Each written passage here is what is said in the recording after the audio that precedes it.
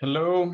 I think we will be starting the webinar today. I cannot say good morning, good afternoon, because we know we have a very international audience. So everybody's like in different places in the world. The one thing I want to share, say that we are all very saddened by the news that we heard about the earthquake in Turkey and Syria.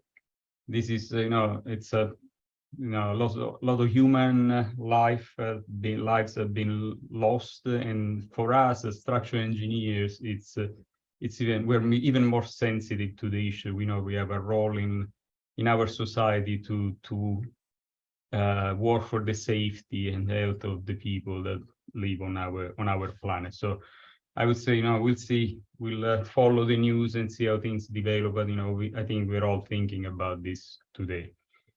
Anyway, so today we are here for like a great presentation. It's one of our many webinars that IABSE is putting together. The title of the presentation will be Listen Better, the Way Forward for Sustainable Bridges. IABSE, International Association for Bridge and Structural Engineer, is an international organization that is really focused on exchanging knowledge and advance the practice of structural engineering in the world. We have like 2,500 members in 100 countries. So it's kind of a unique association that we are very proud of being active part of.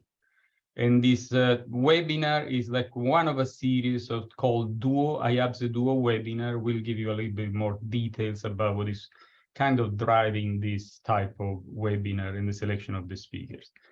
A few things about IABSE. We have like the association has several publications, like a journal, which is published monthly. And then we have the bulletins, these green books that are like typically going into in-depth in one of like technical topics, and then conference proceedings and case studies. We are organizing national groups and task groups. National groups are clearly defined by geography. I think we have 100 national groups, I said that before, and then the technical groups are like more focused on a certain topic. One thing that is very special about this organization is a good mix of academics and professional practitioners. So this is a case at the foundation of this Duo webinar that we try to reach out when you decide on a topic, both to practitioners and professors from academia, to have them together presenting different aspects of the same topic.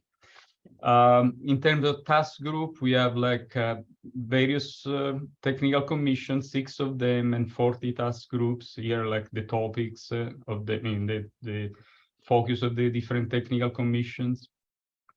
And moving forward, we also have a very strong young engineer program. We try to attract new members from the younger age. We also have, we started last year like an award for PhD thesis. So we also try to stay connected with universities worldwide. E-learning also, as a consequence of COVID, has been becoming stronger and stronger. So we have a long series of webinars that are published on our website, including this one that will be published. We will be recording a video, and then you'll have access to this to the recording online. I think someone from IABSE will send you a link in the chat to see where you can find these webinars. And then, like, one of the most important things of IABSE are conferences and symposia. We have a main conference or congress every year. We go to different places in the world, and then symposium are more like a combination of effort of like the central office of IABSE and also national groups. In 2023, very soon we'll have a very interesting symposium in Istanbul about focus will be long span bridges, and it will be from the April 24th to the 26th. There is some very interesting new project that have been completed recently in Istanbul. And then I think the call for abstract just closed for the New Delhi Congress in September of 2023. With that, I will give the stage to Maria Pina Limongelli. Thank you, Salvatore.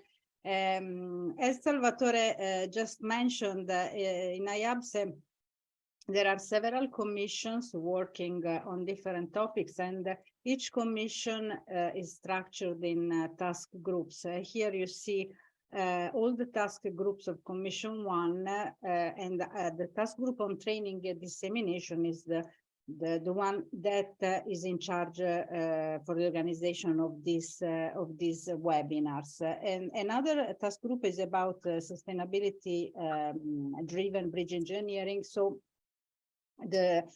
what we try to do in the training and dissemination task group is to organize webinars focused on the different on the topics of the different task groups of Commission 1. Today is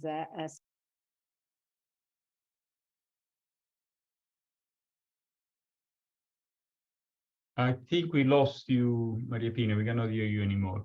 Oh, now? Oh, you're back, you're back, you're back. Thanks. So the task group about sustainability is the 1.7, and is focused on the deals, let's say, with the ecological and economical sustainability joined with the increased productivity to identify innovation in in methods for structural design. And the several topics on which the task group is focused are listed here. I will not go into the details because I don't want to steal time to our presenters. Please, next slide. So just a few words about the duo webinars. As Salvatore already mentioned, the idea is to talk about a specific topic from two different perspectives, the academic and the practical one, let's say the application. So we try to select presenters that have this different expertise. They present the topic as Stephanie and Juan will do today, and the last part of the event will be a discussion, a forum. You can, if you have questions or comments, you can put them in the chat, and we will ask the question for you to the presenters. So please, Maria Pina, it's this we said before that it's better to use the Q&A. Yes, sorry, the Q&A, not the chat. Yeah, yes, thank you. Sorry. Yeah. Go ahead. So more details on the webinar today that, as I said, is organized in Commission 1, but also with the collaboration of the Italian and the US national groups, where Salvatore and I respectively collaborate. And the webinar is, the title of the webinar today is Less and Better, the Way Forward for Sustainable Bridges. We have Juan Sobrino, who will play the role of the practitioner, and Stephanie Lamerick, who is also a researcher. So she will discuss this topic more from the point of view of the academic. Next slide, please. So the topic of this webinar, which is the third of the series, and if you have if you are interested, you can watch the previous webinar on the e-learning page. Brinda put the link in the chat a few minutes ago. But this is the third, and the main topic that will be tackled is how to develop good or to adopt good design practices to design sustainable bridges. And so the presenters will present some design approach that allow to put together the aesthetic the aesthetic perspective with the sustainable one, talking also about bio-based materials. About the speakers, we have two speakers, as I said. Juan Sobrino will be the first presenter. He's the founder and president of P-Delta, which is a consulting company. He has designed many beautiful bridges. You will see some photos during his presentation, and probably you already know some of them. And he has proposed several innovative concepts, and among in the design of bridges, and among those the use of sustainable materials. Stephanie Lamerix is, as I said, will discuss the topic more from an academic perspective. She will describe a research project that is being developed since a couple of years. But Stephanie is also a practitioner, so she has also she joins the two perspectives. So now I don't want to use more time. So I give the floor to Juan, who will be the first speaker, and yeah, you have to stop sharing, Salvatore. Okay, good. All yours, Juan.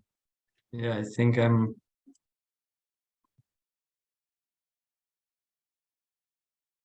Can you see the screen? Yes, perfect. Oh, good. Well, then I will start. Well, first, thank you, Maria Pina, for the introduction, and hello, everyone. Well, too often bridges are not fully efficient, or are ugly, or difficult to build and maintain. And just to mention some of the attributes that we wouldn't accept for our homes or for the daily products we use. And today, what I'm going to do is to discuss how, in my opinion, we can improve our design practice to produce better bridges with emphasis on sustainability. And I'll be very happy if at the end of the presentation we have some time for discussion through the Q&A. Well, bridges and transportation infrastructures have a huge social and economic impact on our lives. We can design and build very efficient bridges from the construction cost perspective, but unfortunately this cost-driven approach often results in structures with a poor appearance or not suited to the context. Often, these cost-effective structures, at least in developed countries, tend to minimize labor cost, but this is at the expense of utilizing more materials and energy, and this is unsustainable. The causes of a poor bridge design are complex and come probably from multiple sources. No? Here is listed some of them. We need to look at these challenges as new opportunities for structural engineers that can be combined with the impressive technological progress in design that we couldn't imagine a few decades ago, or the upcoming with mechanized construction, with robots and drones. Well, I believe as a bridge and structural engineer that we must contribute to our community's social, economic, and intellectual prosperity by designing good bridges. And the question is, what is a good bridge? No?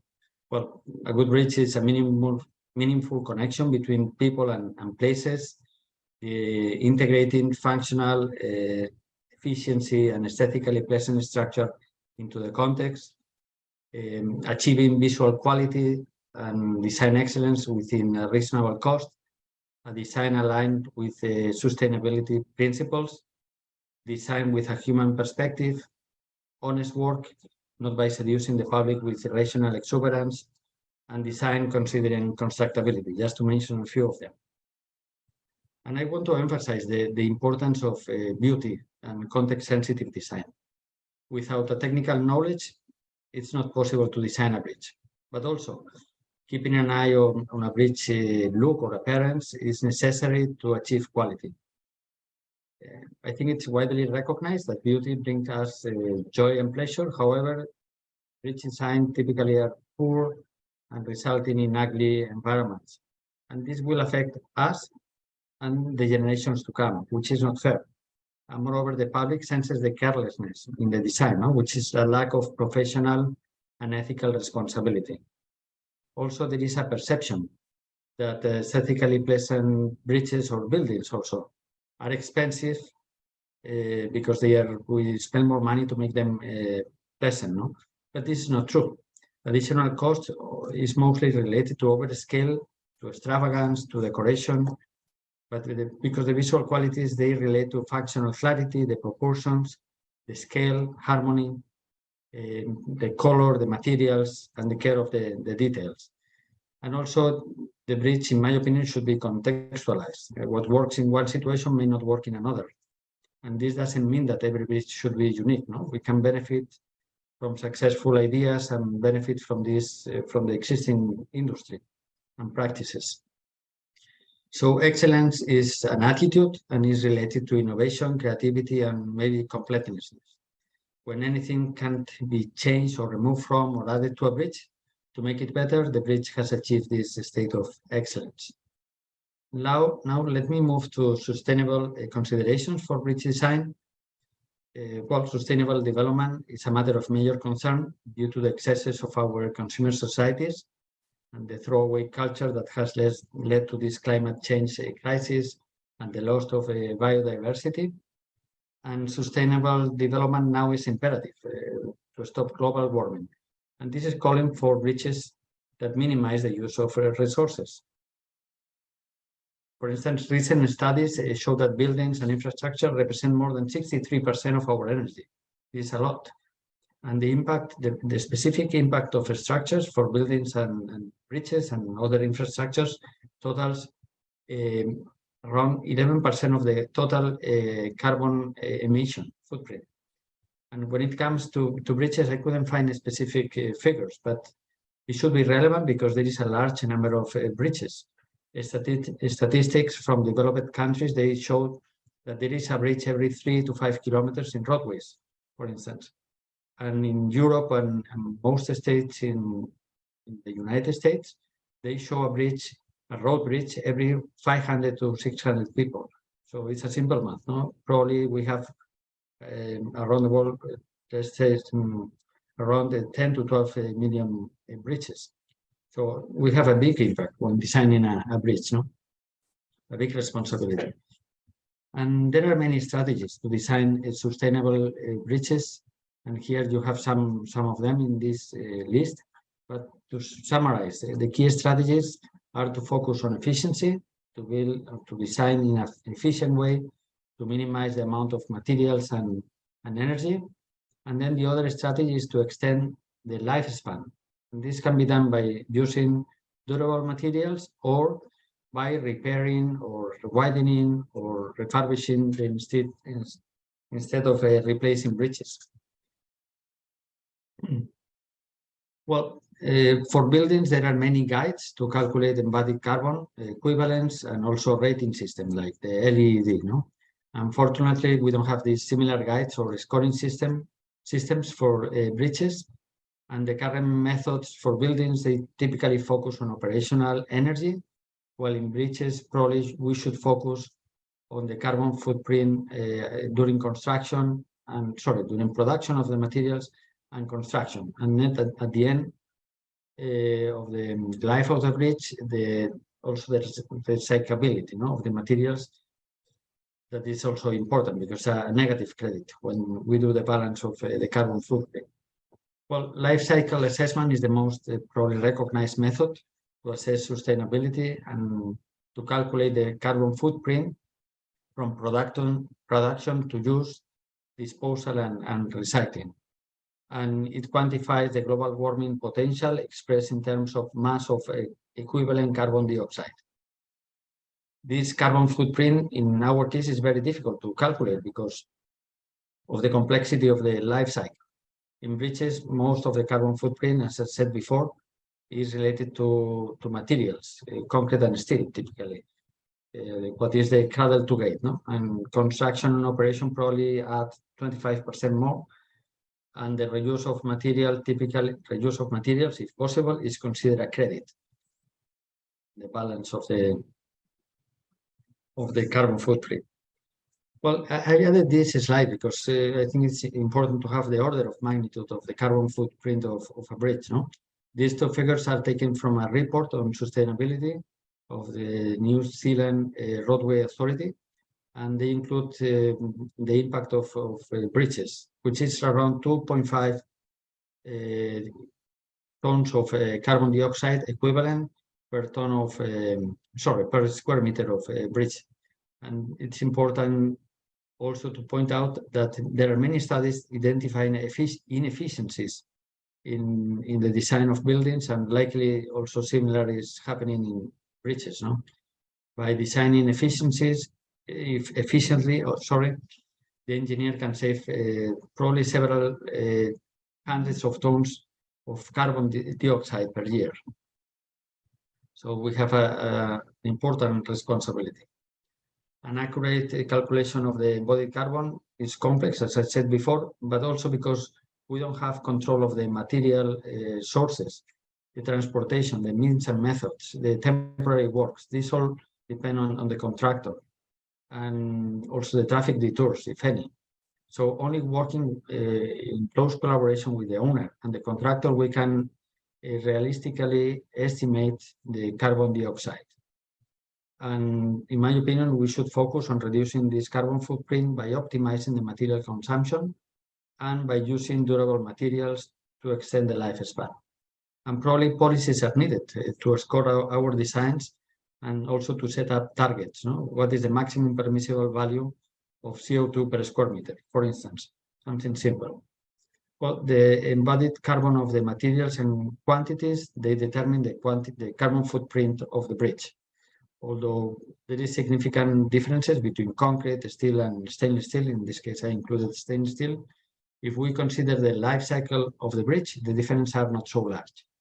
And for instance, as an example, stainless steel is 100% recyclable and has one of the highest recycling rates of any material, which is around 85%. And the industry is high energy consumer, but manufacturers in Europe and the US are moving to a low carbon energy. As an example, there is one of the stainless steel manufacturers, Outokumpu, no? There are 2 or 3 of them. It's now producing duplex stainless steel with 1.85 tons of carbon dioxide per ton of material, which is fantastic, no?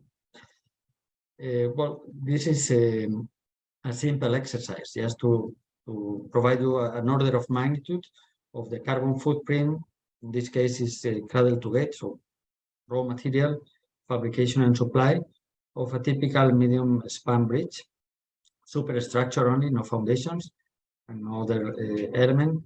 And here you can see the significant differences between concrete, steel, and stainless steel. But if we consider the lifespan of the bridge and the emissions related to maintenance, basically, and repair during the life of the bridge, the differences are not so large. And some studies, they are showing savings over 30% of the total carbon footprint using stainless steel compared to carbon steel, when considering a maintenance impact and also the high recycling credit of stainless steel. But the same probably is happening with electric vehicles, because their production consumes twice more than the fabrication of a fossil fuel car engine. Also, raw materials for batteries like lithium, nickel, generate significant environmental impacts in poor countries, which is not fair. Only when considering the total emissions over the lifespan of the car, the environmental impact of an electric vehicle is smaller than the one of a traditional car.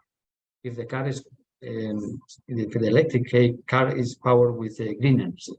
So there are many factors that we have to consider. And let me move now to the concept of less and better. Well, looking at some of the most influential movements in the last century that extend from philosophy to art to architecture and social values, one can reflect how some fundamental ideas evolve. No? Modern architecture somehow engaged to the traditional values of engineering as opposed to the fine arts, no? Or the Beaux-Arts style. It valued the minimalism notion that simplicity and clarity lead to a good design. And the minimalist credo of Mies van der Rohe, less is more, was challenged later in the 60s by the postmodern architecture. And Robert Venturi, for instance, with the dictum, less is a bore, dissented with this straightforward solutions of modern architecture, welcoming complexity and contradiction. Doesn't mean that they negate the desire for simplicity, no, but in a different way. And in a different context, the visionary Fuller, who developed the geometric dome, introduced an environmentalist approach in building design. Fuller's design philosophy essential point was to maximize the social use of the world's energy resources. Something similar, if we look at the bridge wall, has also happened, no? As engineers, I think we have a duty to society and to our planet also, and we should be guided by this universal value or virtue of protecting our future generations and the planet. If not with perfection, because we are not infallible, with reasonable care. No? We probably should move from a pure functional perspective to an utilitarian approach, no? Bringing the greatest happiness and to the greatest number of people. And the idea would be to probably build less and better, or better quality with fewer resources. No? This is the idea behind this concept. So we need somehow to rediscover the design guiding principles of our predecessors that recognize the limited resources of our planet, and we should try to do more with less. And less and better is about also building with better quality and fewer resources, considering the life cycle cost as a main factor. And this is also a pragmatic design approach. It's advocating for design excellence, and is sensitive to the intellectual pressures and the sustainability principles. Also, the practical implementation is not simple. There will be always ethical dilemmas, no? What to do when we have to deal with growing populations at the big cities or the big metropolis that are happening now. So I think the main point is to observe the collective welfare as paramount, and there is always an opportunity for innovation and creative thinking. And let me move now to the case studies, and I will start first with a very brief introduction.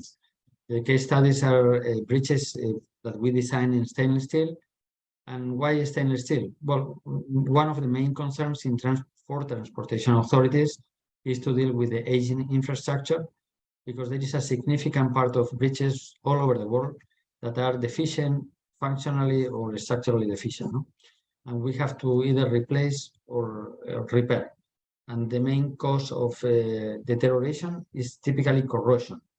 And this corrosion is typically due to chlorides, because we are using de-icing salts, or the lack of maintenance, or because they are exposed to marine environments, which are very corrosive. No? So stainless steel is an alternative when the bridge is located in these very corrosive environments. Otherwise, it doesn't make sense. It makes sense when we have a corrosive environment.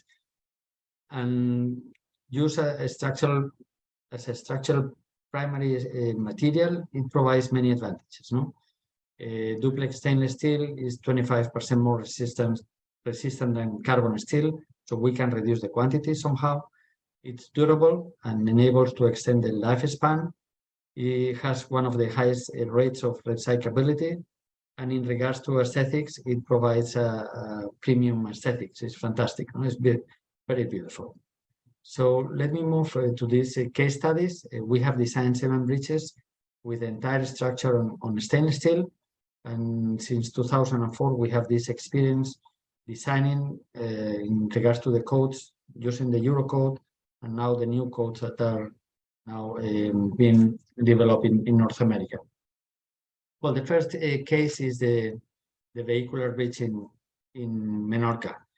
Well, this was our first experience. It's a bridge that was replacing an existing one in a very poor condition because of corrosion, and also a settlement of the bad one.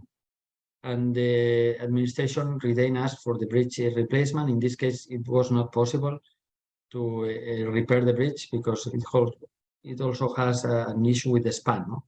The owner wanted to increase the bridge span and recover the original river channel width that was cut by half almost.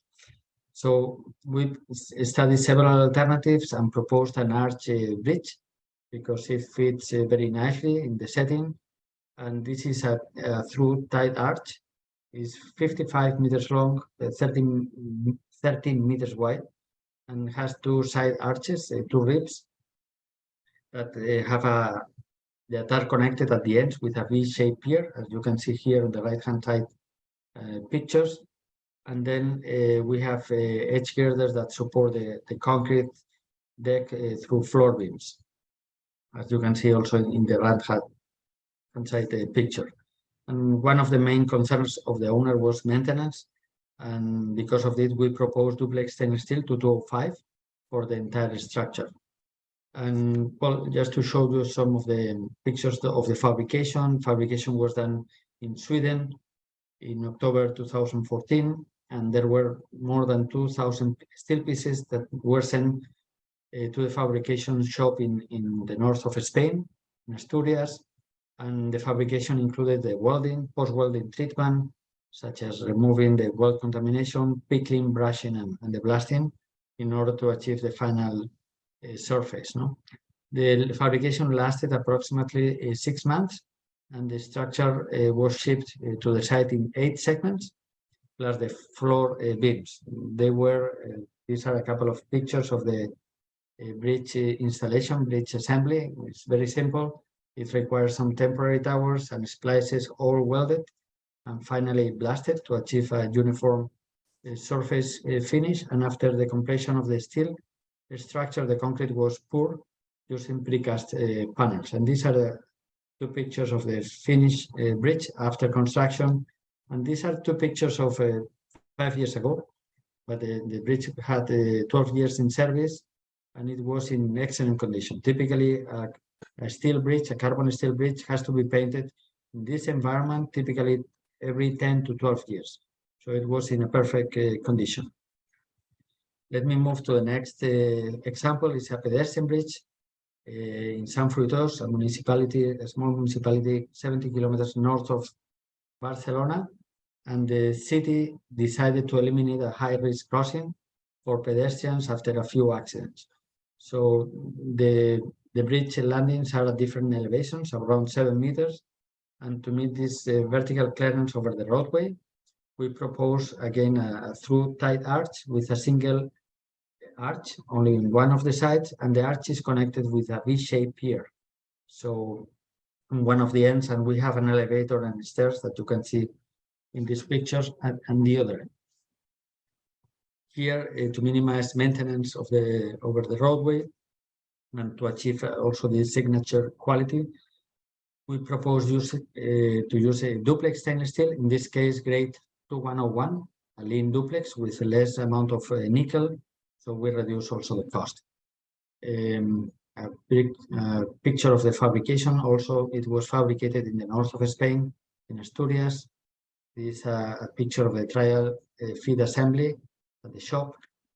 And for the deck, we combine also this stainless steel with GFRP. GFRP is a fantastic material, is extremely light, doesn't require maintenance, and then it's very durable, but very light also, and low modulus of elasticity. That's why it cannot be used as a primary structural material in many cases, although there are some very beautiful pedestrian bridges in GFRP. And this is, we were interested in the combination of these 2 materials, stainless steel and GFRP. And this is the first hybrid bridge combining the 2 materials, but taking advantage of their structural properties. So here we use stainless steel, grade 205, and also GFRP pultruded profiles, which are light but flexible. And this bridge is in the Basque country, also in a marine environment in Zumaya. And that's why we propose these 2 very durable materials. The concept is very simple. It's a Vierendel truss with the openings closed with GFRP panels. We did some testing to test the connection. It was a bolted connection between the stainless steel plates and the GFRP panels. And the railings are also part of the the structure. No, they are the structural members by themselves. Another picture of the bridge finalized. We integrated also the lighting on the post of the railings. And another similar concept, but with larger dimensions. These are these two pedestrian hybrid bridges again over the high-speed rail corridor connecting Barcelona and the French border at Vilafant. Vilafant is very close to Figueres, which is the birthplace of the artist Salvador Dalí. It's in the county of Ampurdá, very beautiful landscape. And we wanted to design something light and transparent. And like the previous bridge, we use GFRP and stainless steel, in this case 2101, because it's not very corrosive, the environment. The administration, the railway authority, didn't want to use steel, painted steel, because of the issues with maintenance. So we propose this Vieren del Tras 45 meters main span for these two pedestrian bridges. And the shape is variable, but it's the reason of the depth is greater at the ends is because connected to the battlements, otherwise it wouldn't make any sense. And some pictures of the structure. The main trusses are in stainless steel. The floor girders are in GFRP, and also the panels closing the openings and the deck are in GFRP. So it's a full combination of structural members in stainless steel and GFRP. The bridge was lifted into the final position over the railway corridor that was in service one night. The weight was around 65 tons, so it was a simple operation. And a view of the final bridge. You see in the background are the Pyrenees. And the last project is a project here in Toronto. Is the Garrison Crossing, and the project includes the two pedestrian bridges in duplex stainless steel. And as far as we know, probably they are the two first of this kind in North America. Well, the material, it's important before starting with the technicalities, that this project was procured as a design build. And even using a more expensive material, we could fit this material within the budget. And the use of stainless steel was also a key factor for the city of Toronto to select our proposal. The Garrison Crossing is a pedestrian and bicycle path. It's connecting a series of open spaces. On the south side of the path, we land on the historic Fort York area, which is the birthplace of Toronto. And the project includes two bridges over the busiest railway corridors in Canada. The North Bridge has 52 meters in length, the South is 49 meters long, but also has two ends with 6 meters difference in elevation. So we proposed stainless steel to benefit of its higher strength, durability, and reduced maintenance over the railway. And in addition to that, stainless steel provides a premium aesthetics and a contemporary modern look, which is important. Some pictures of the fabrication that was done here in the great Toronto area by Mariani Metal. And just, well, this image is showing the arch rib during fabrication. You see all the contamination that is happening around the welding and how these welds have to be treated to reach a uniform surface. The arches were transported and assembled at the site using temporary towers, and then we installed the hangers, and then we remove the towers so that the load is transferred to the arch. And then we have the final structural configuration. The bridges were lifted into the final position at one night. This happened in July 2018 for the North Bridge, and in September for the South Bridge. So very straightforward construction. This is a picture of the North Bridge and a picture where you can see the V-shaped pier and the structural ramp of the South Bridge structure. Quite simple. And this is a slide of the final bridges. Two of them is like 20 minutes walking distance from the CN Tower. And just to conclude, well, I truly believe that all of us in the bridge industry, from the academia to practitioners and owners, should contribute to a better and more sustainable world by the guiding principle of doing less and better, and doing more with less, as Mr. Fuller told us, and better with less to protect our environment and enhance our well-being. Thank you, and I will now. Thank you, Juan. This was a great presentation with very beautiful bridges and very good thinking and strong positive approach to sustainability in design of bridges. That's great. So for now, I would say we just wait for question and answer to be discussed at the end of Stephanie Lemerick's presentation. Stephanie, while she is ready to share a screen, I can say a few words about her. She's the project manager for the Interreg Northwest Europe research project on the Smart Circular Bridge, which is a project that was done in partnership with the Eindhoven University of Technology. So she brings, in addition to the bridge design, she also brings the approach of the researcher to the investigation of new material and the smart use of that. She's also involved with an engineering company with Even and Brother, both. I don't know if it's brother, yeah. And she's also leading their effort in sustainable design. So this is a great combination of presentation. And with that, I leave the floor to you, Stephanie. Thanks. Thank you. Thank you very much. Yes, I would like to welcome you, as I'm here for the University of Eindhoven, the Technical University. And we have, as Salvatore said, an Interreg project, which is funded by the European government.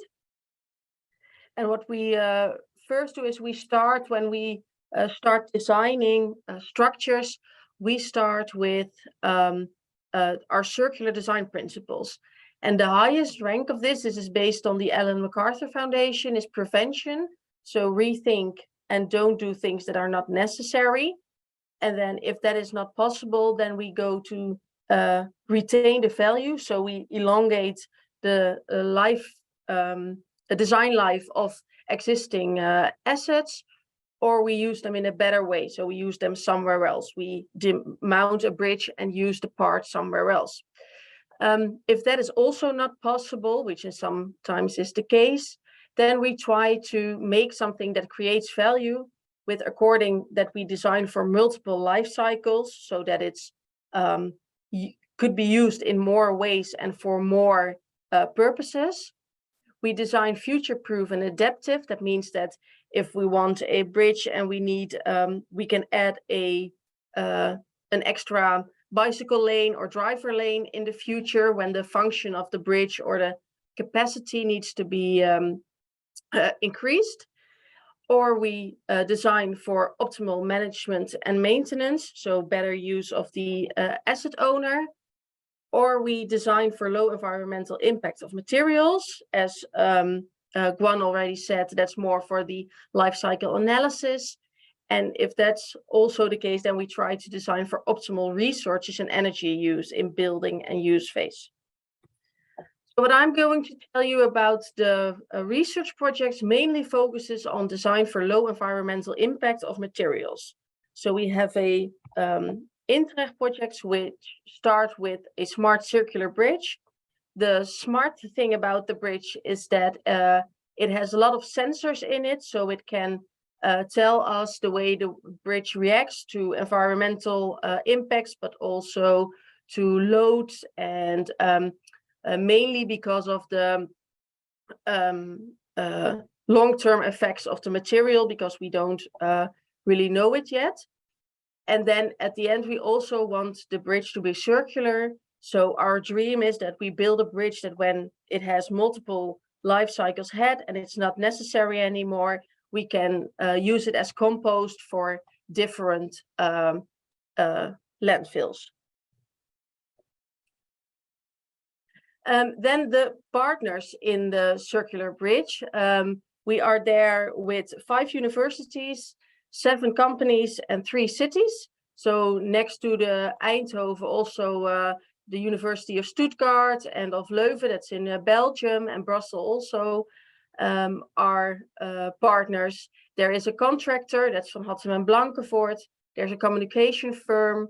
There's also Fibercore, which is the producer of the bridge decks, and Lineo delivers the fibers. And we have 3 cities that are Almere, Ulm, which is in Germany, and Bergen op Zoom. And Almere and Bergen op Zoom are both in the Netherlands, in Europe.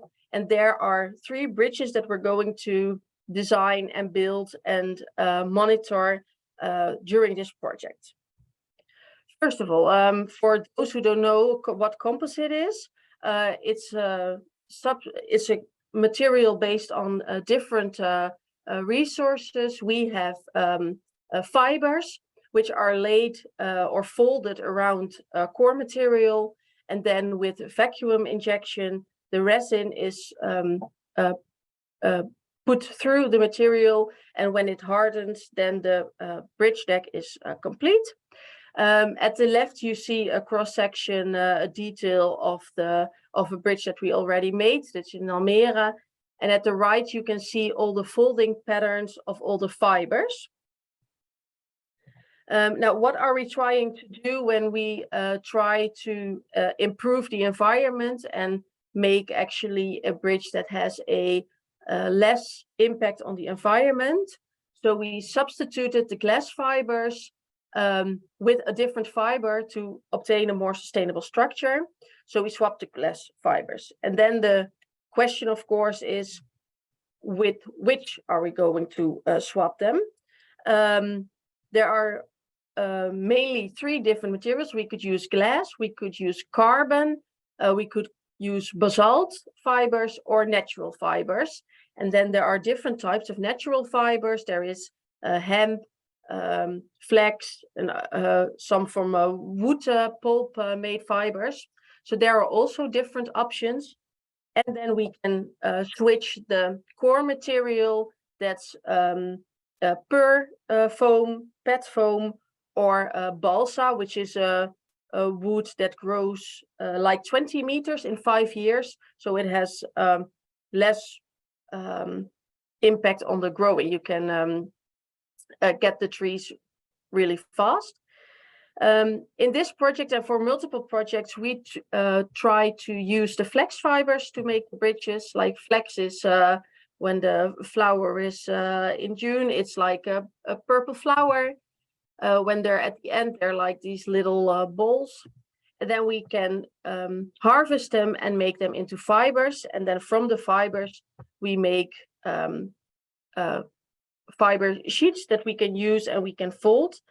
And then we use bioresin to make biocomposite material. The innovation of biocomposites is ongoing, and it's mostly, we already made a couple of bridges. What you can see here is the time when we built different bridges. There's some in Rotterdam, that is in the Netherlands. There we built one in the zoo in Emmen, a logistics park, and the first bridge at the TU Eindhoven. Then there was a bio-based bridge in Ritsmessiel that we did with the engineering firm that I work for. And we made the Smart Circular Bridge in Almere, which is this project that I'm talking about. And then this year, in like 2 or 3 months, we are going to build the bridge in Ulm in Germany. And then in the summer, we were going to build the bridge in Bergen op Zoom, which is also in the Netherlands. What you see is that the producer of the deck are different factories. So we have Fibercore, which is a partner in our team, but also Delft Infra Composites. So there are different manufacturers. And we changed the fibers during the years. We started with the glass fibers, as you can see here. Then we made a combination with flax and glass fibers. We tried basalt fibers. We tried flax and a combination of hennep fibers. And the last bridges are all made of flax fibers. And also in the resin, there are different types. You have mostly polyester resin or epoxy resin. The first bridges were made of polyester, and now we're going to epoxy. And the Smart Circular Bridge is going for the polyester. And what you can see here, all the numbers are the bio-based content, because the resin is mainly what's in the LCA has the most impact on the environment. But it also needs to make sure that all the fibers are enclosed with all the resin, so the moist and water doesn't affect the fibers. And then there's a difference in the core. We used PUR, we used balsa and foam, and we're going to try to build the bridge in Germany with PET, so we can reduce the carbon footprint. What you see here is that these are all composite bridges, but every bridge has a different properties. And also we did have to do all the tests for the strength, the E-modulus, the shear strength, but also creep and fatigue. We have to do it for every bridge because it's a different substitute of the different materials. So for every bridge, we need to test on the laminates to see the on a low scale what the tests are doing. Then we make a scale module, a large scale module, and we do a full scale load test. That's what you see in the bottom with the IBCs, the water units. And then we also insert the sensoring to monitor what the bridge is doing during its lifespan. So what you see is for different resin, the V3 and the V9 are actually different types of resin. We test what the material properties are with heat, but also with creep, because the material is sensitive of creep. So we see what the relative humidity does when we have different samples. And here you can also see what the humidity does with the stress strain results for the resin under different variants. So we need to develop and we research it, and we try to come up with factors so we can incorporate it in our design, so we can make a design that stands the normal regulations as far as the regulations are standing in the Euro codes. And then I think you all would like to know what are the material properties. So these differ. So like for the Ritz-Mezil bridge, which was an epoxy with flex, the E-modulus was 25,000, but the tension and compression and shear, and you see that it differs for when we start using the different bridges. So it varies a lot. And then we put in the sensors. This is the model for the sensoring, and what you then can see, I just switch, if it is correct, I have it here. Here you can see for the biocomposite bridge in Ritz-Mezil, this is the live tracking of the parameters of the bridge. So you can see how many cars are driving on the bridge. It says none because there aren't any cars allowed on the bridge, but there are now 2 bicycles on the bridge, and 1 person is walking over the bridge. And you can see in the red colors, you can see the maximum strain and deflection that is on the bridge right now. So at this time, we can monitor what's happening to the bridge. We can see how hot it is or how cold, the humidity we can all see. So we can keep track of what the bridge is doing, and also whether there are going things wrong, because we do not know exactly what the long-term effects of the material are, so we can measure it with all the strains and the monitoring that we're doing. And the data is for everybody accessible when you go to this link. Then when we made the design, we're building the bridge. You can see here how the vacuum injection is going. Then the bridge is hardening, it's in the factory, and then it's turned upside down to its end shape, and it's being transported. As you can see, it fits precisely on a on 1 truck.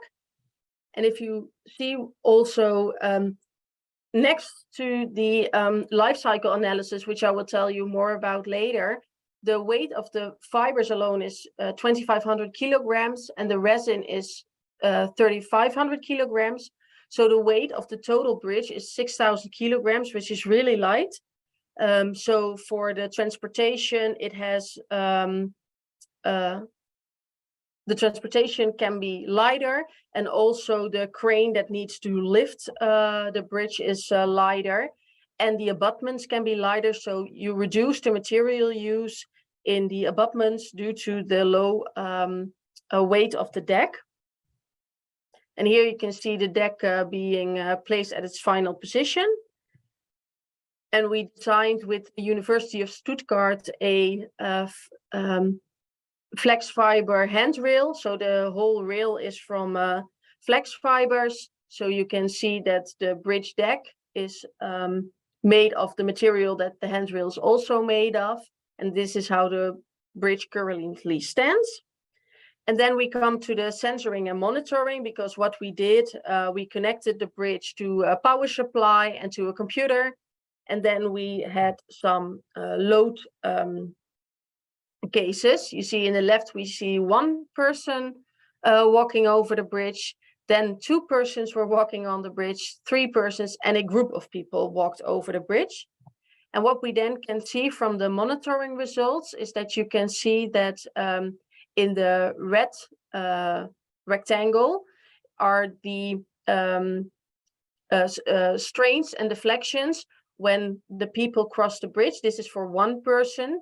And you can see the first bump is the people walking from one side to another, and then they walked back. So you can see where they are walking. And then in the blue rectangle, there are 2 people, and the green rectangle are 3 people. And the majority of people, when the whole group is on the road, it's in the purple below. And what you then can also see is that these deflections are these scales of these ones. So you can see that how more people, how more results. And in this case, we can monitor what the bridge is doing. And you can also see different patterns for the behavior of people. When they are walking, you can see a more straight line. When they're jumping, you can really see them lifting off the deck and getting back to their feet again. And when they're running, there's also a different pattern. So we can monitor from minute to minute how many people are walking, jumping, running, bicycling over the bridge. And we can select our data from here to see also to check whether the loads are excessive or not when compared with the loads that we put on the design. And because of the regulations, and the city of Almere is a little bit hesitant about how the bridge will behave in the long term, we also told them that we would do a load test every half year. So November 25th, we went back to the bridge and we placed 4 water tanks of 1,000 kilos on the bridge deck. In the center, we left them standing for a couple of minutes and then placed another one until we ended up with 4 IBCs on it. And then we checked what the results were. What you can see here is that when the first IBC was placed, the second, the third, and the fourth, you can see the strains still increasing when the half an hour we still maintained the load case that 4 IBCs were on the deck. So you can see that the strains occurred. So these are the long-term effects, and this might lead to creep effects when we would leave them longer. But because it's an open road, we cannot leave them all day. And what you also can see is that at the end, the strains are not back to what they were in the morning, but this is due to the temperature, to the rise of the sunlight, because it was a sunny day, and the expansion of the bridge due to the thermal effects. So we're now also researching the thermal effects of the bridge. But this research isn't done, so it's ongoing yet. Then for the environmental impact, just like Juan already said, we also checked it with different materials for our case, because one of the main goals of the project is to reduce the carbon footprint of bridge materials. So to see what the fibers are doing, if you look at a carbon fiber, it has a 1.7 ton CO2 equivalent per ton material, and the flex only has 1.0 impact. So that has it's better for the environment, and also the primary energy use per gigajoule in tons material is also much less. So it's easier to make flex fibers than it is to make carbon fibers. For the core, we have three different options where you can see that the PUR has the highest environmental impact and the balsa has the lowest. And also for the resin, there are different types with different environmental impact. And what we at the end, the considerations that we're making is that when you see this, you think, oh, we should use flex fibers with balsa as a core and biopolyester for the resin, but it's not really that easy. Also, because if you change a little bit in the resin or in the fibers, then you have to do all the tests again, which are really time and money consuming. So the considerations that we made is that for the core material of PUR, the impact is 160 kilograms of carbon dioxide per cubic meter, with a mass volume of 35 kilograms per cubic meter. But the balsa only has 21 kilograms of CO2 or of carbon dioxide pollution, with a mass of 274. So it's 8 times heavier. And if you use it as a core material and you have the same volume, then the balsa leads to more fibers and resin, because it needs more strength, because the weight of the core material is higher. So at the end, it's not one-on-one to say that a decrease of environmental impact or carbon dioxide also decreases the impact of the whole structure. The other thing that we did is for the resin, there were 3 options. For the rPET, it's like recycled drink bottles, like the Coca-Cola and 7-Up bottles. It's 0%, 6%, or 12%. And we can use bio content of 24%, 46%, or 180%. And the only side effect of it is if we increase the bio content and the rPET content, the costs of the materials really go up.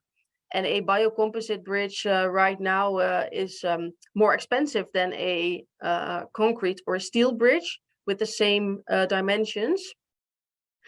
So we decided to select the material with 12% rPET and 46% bio content, and it increases the cost of the resin of 60%, because when we used a higher bio content, then we would follow up that the bridge will not, no clients would want the bridge because they had to pay that amount of money, and still the impact is not less. So that's the future that we hope for.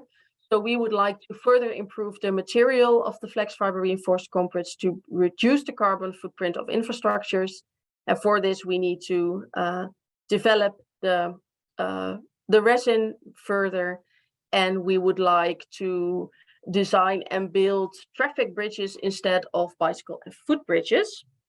But at the end, when you look at the bridge, this is the bridge in Ritz-Messiel. It's a very nice bridge, and at the side you don't see any difference than another movable bridge. So the prospects are good, and we're hoping to improve the material and get more, reduce the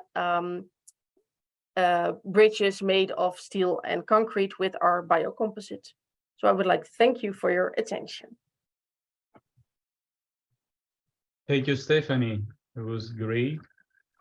Thank you very much. Two very interesting presentations, and we have a lot of questions for both of you. So, Salvatore, do you want to start?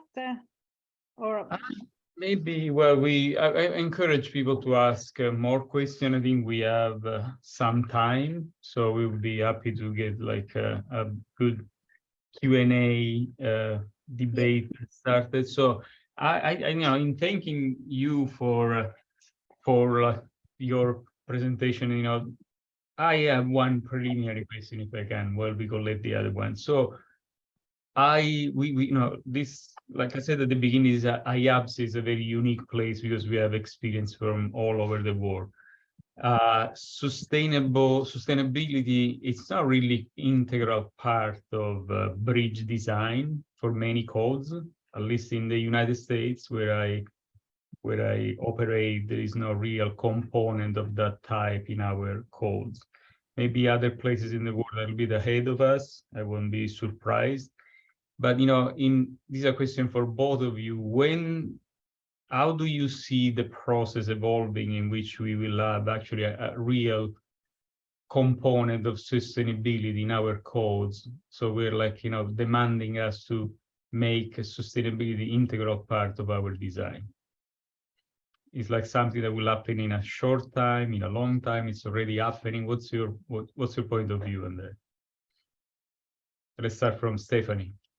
I think what we mainly see is that we need to take little steps. I do not have enough patience. I see something at the end and I think, okay, let's go for it. But that's not possible because of all the regulations and the certainty and the safety that we require for bridges. We mainly build them for like 80 or 100 years. So you need to make sure that it's good and you have enough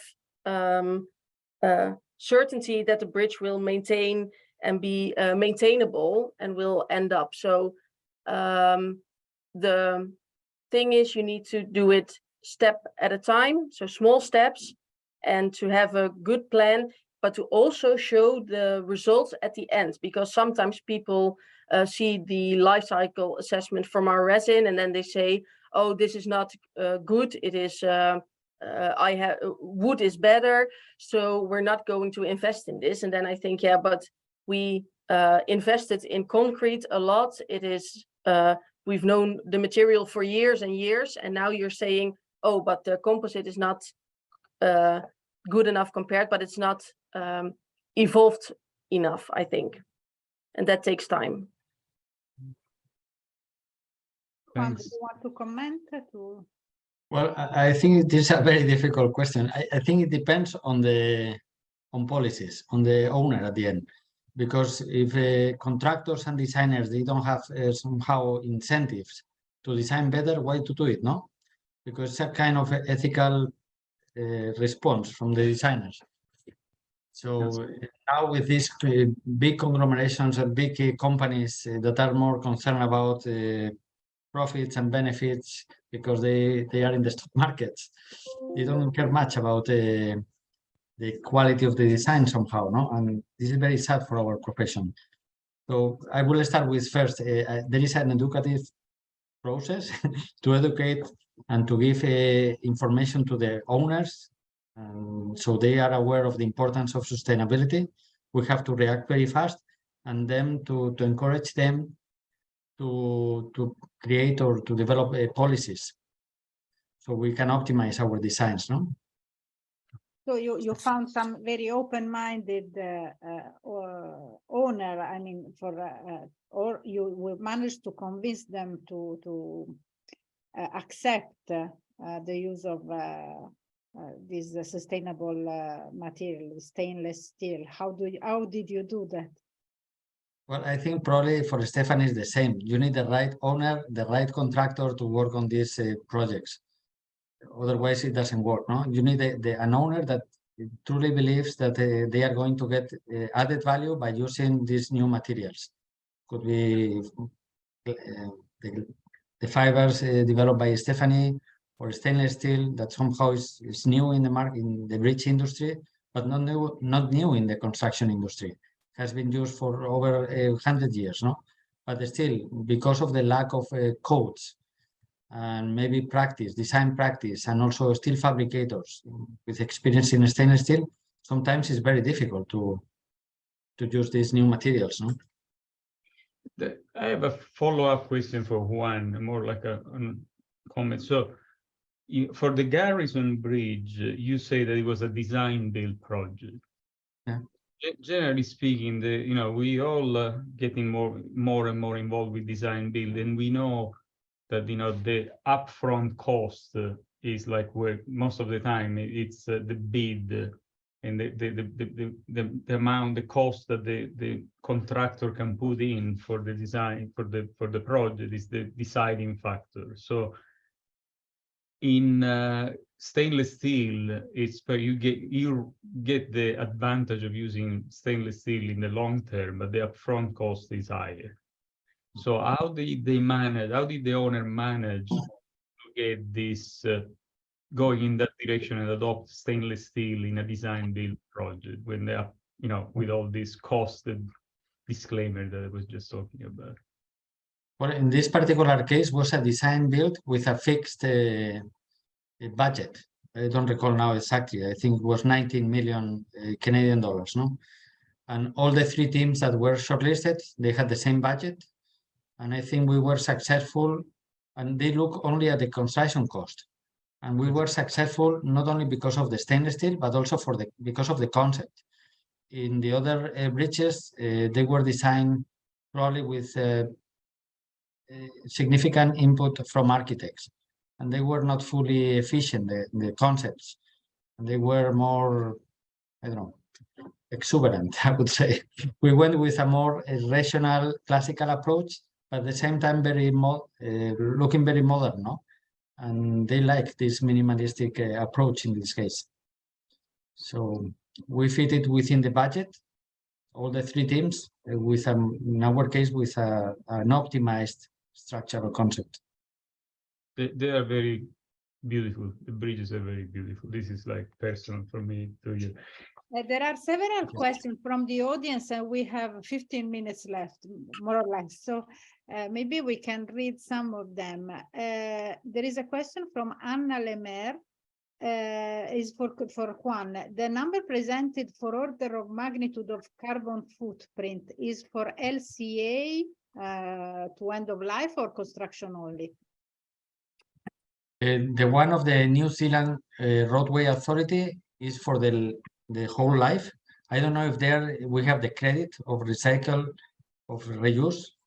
I'm not sure about this. I think that the range probably is very wide because it depends for sure on the foundations. Foundations have a great impact, and I read a recent article, it was published in the SCI, the Journal of IABSE, and the range there for I think it was only cradle to gate, and construction was around from 1.4 to almost 6, if I'm not mistaken, tons of carbon dioxide per square meter of material. Yeah. Okay, thanks. Stephanie, a question for you. By Tim Collins, can all the materials used in the composite fiber resin bridges can be recycled easily and effectively? That is a hard question. There is a solution where you can solve the resin, and then you get the fibers back, but you cannot reuse the resin again. But that's also something in the process of the evaluation of the resin and the substitute that we would like it to be. And if it is not easy accessible, that we can reuse the components, that we can use it as a compost, so that we demolish the complete deck and throw it over a field and then use it as compost. So there are two options that we still need to that we're researching. One, there are like a couple of questions I can combine. There are two of them by Steen Ossing and DN Agade about, they say, okay, stainless steel doesn't need to be painted. What about weathering steel? How do you compare the two of them, considering that you still don't have to pay in weathering steel? Well, we have done work a lot with weathering steel. I love the material. I think the looks, I think fits well in certain environments. You have always to provide an over thickness, no? At least 1 or 2 millimeters per side that is not painted, because the inside of the boxes probably you can paint it at least with a grease to protect it. I have no experience in comparison of life cycle analysis for both. Typically, the overcost or the extra cost of stainless steel can be offset in around 60 years. So now that the codes they are prescribing a life expectancy of 75, probably in environments that are corrosive, probably they are cost effective. No? If you have to paint every 10 or 15 years, especially if you are over the railway or busy highway, probably is cost effective. Do you know, in terms of carbon emission, weathering steel compared to stainless steel? Is another question that we received. Well, I did some research, and this depends a lot on the recyclability or on the scrap material that is used for the fabrication of stainless steel. And I think in this regards, Europe and the US are moving forward, and they are using a lot of recycled material as a scrap material to produce stainless steel. And also they move to low carbon energy, no? So that's why they are comparable now, stainless steel and regular carbon steel. But other producers, they still use materials from mining, no? Nickel ores, and then the carbon footprint is much higher. It's like 2 or 3 times much higher. There is a question that we somehow we said something in this regard, but maybe we can say a little bit more. It says that the consideration of sustainability is often left to the client or to the engineer. How do you think standardization can contribute to, let's say, a more sustainable approach to the design of bridges? Probably in the case of the materials, we are still the bio-based materials. Standardization is still far, since we don't have all the information about the characteristics. I don't know, Stephanie, what do you think? Yeah, I think there are different things. I do agree that the sustainable requirements differ. Sometimes people say, let's build a bridge with a really long lifespan, so we only use material once and that it can have a long life. But what I myself think about that is that when you make something now, the carbon dioxide gets in the air and it impacts the environment. And if you have something that has less impact, then you can wait maybe 50 years and we don't know what are then the common practices and the footprint. So maybe we can design for shorter periods. But like, I do think we need a standardized approach. And I also, what I see in the Netherlands is that we have to quantify with the LCA, which is a good way to quantify stuff, but sometimes it will get the purpose of something and not a tool to say how impactful it is and to show it. I have the thing, the resin has the fibers that we use, the flex fibers, have a high impact on land use, because there are a lot of fibers needed, so we can make the flex fibers. So there's a lot of land use, but the flex grows every year, so we can harvest it every year. So if you build a bridge for 80 years, you can harvest from the same landfill every year. So if you take into account the biodiversity, the impact of the environment, I think is not much. But they now say, yeah, every square meter that you use of the land has its impact. And then therefore, like steel and cement have less impact because they use less land. And I do not find it logical. So I always say, first you have to think logical and argument some things, and then maybe you can later quantify your results. Okay. Juan, do you want to comment about standardization or? Well, I think we need some parameters, maybe target values for the carbon footprint per square meter, to say something. And so probably this will help the industry, to move forward, and also the suppliers also to move and to produce more sustainable, in a more sustainable way. This could be the easiest way to do it. And then incentives, for the contractors to be more sustainable when they build, and when they select also the manufacturers, and when they try to. There are many contractors, especially in design build projects. They want to construct fast, and to construct fast sometimes it's better to reduce the labor cost and to have more material. So just to prevent these things to happen. Thank you. I'm looking at other questions from the audience, but I think more or less you answered all of them. I think so. I'm also checking the chat, but it doesn't look that there is any questions in the chat. Maybe I have a curiosity for Stephanie. At a certain point, you mentioned hemp, but then you said that you adopted flax. Yeah. What's the reason? What's the higher benefit of flax with respect to hemp? It is the I think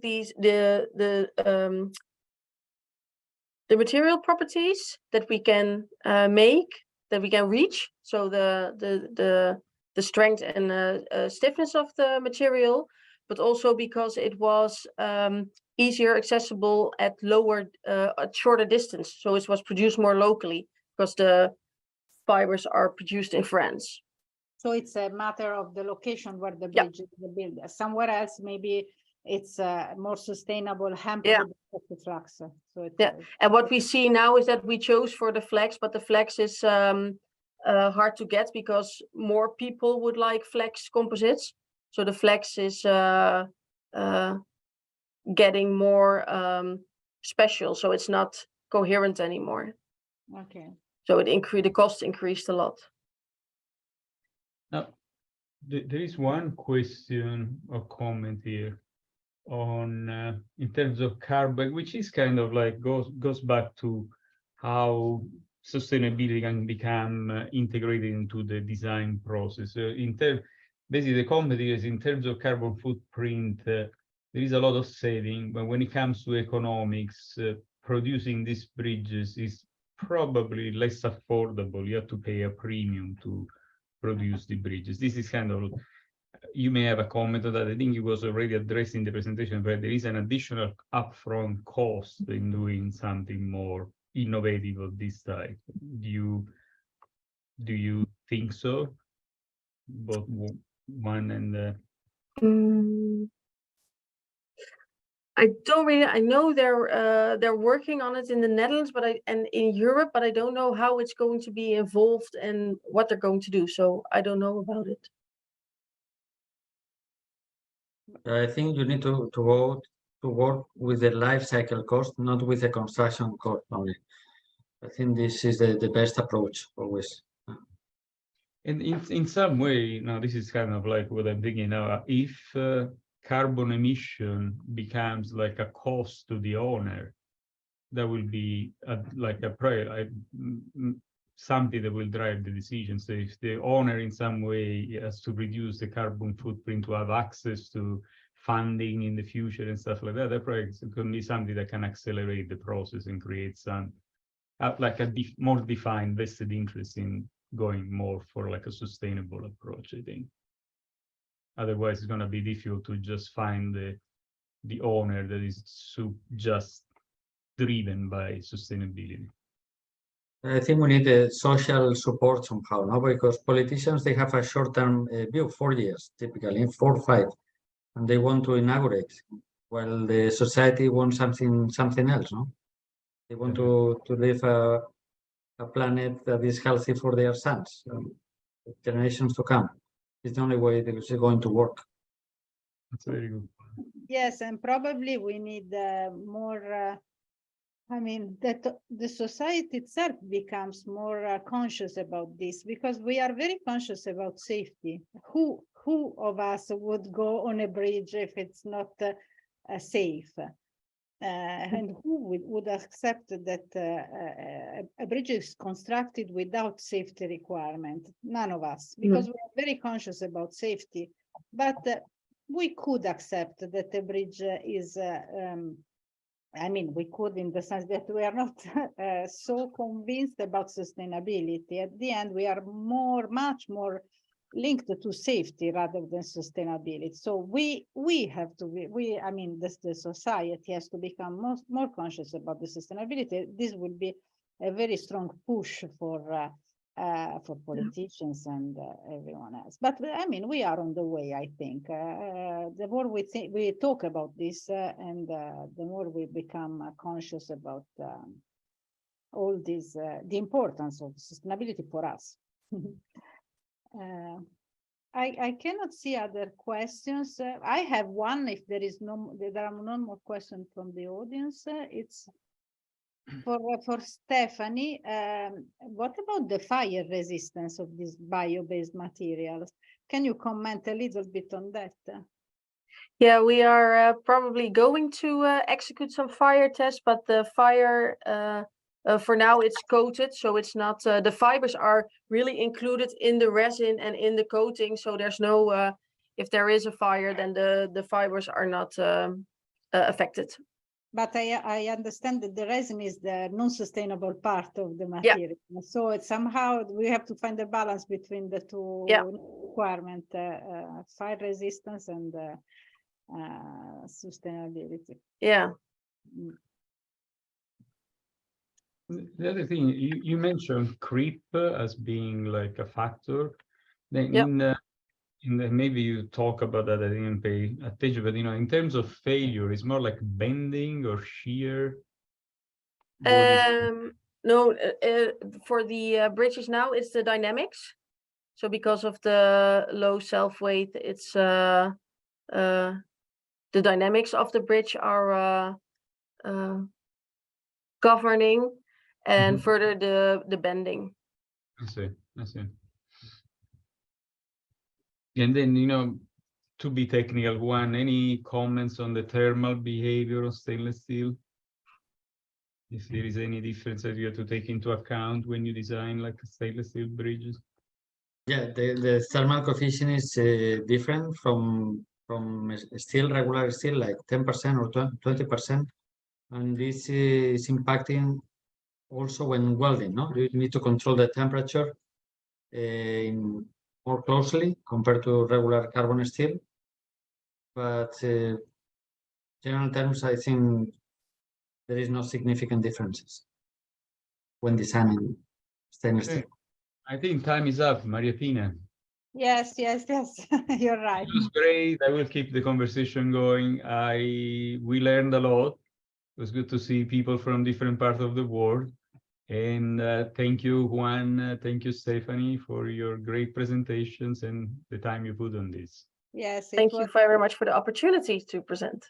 It was really amazing, both presentations, innovative ideas, and a great chance to discuss this topic and to have an impact on society as well, I think. So it's important that we talk about these topics. And good start of the week.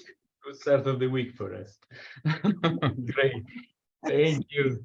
Okay. Thank you. Bye. Bye. Bye. Bye.